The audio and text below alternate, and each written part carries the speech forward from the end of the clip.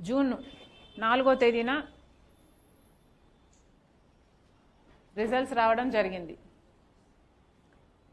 June 4 నుండి ఇప్పటికీ December 4 Chandrababu గారు ముఖ్యమంత్రి అయి 6 నెలలు గడిచినట్టు లెక్క. మరి చంద్రబాబు గారు 6 నెలలు ముఖ్యమంత్రిగా ఉండి ఏమి సాధించారో ప్రజలకు ఒకసారి సమాధానం చెప్పాలని కోరుతున్నాం. 6 మంత్స్ అయిపోయింది, మీ సూపర్ 6 ఎక్కడా? 6 మంత్స్ అయిపోయింది,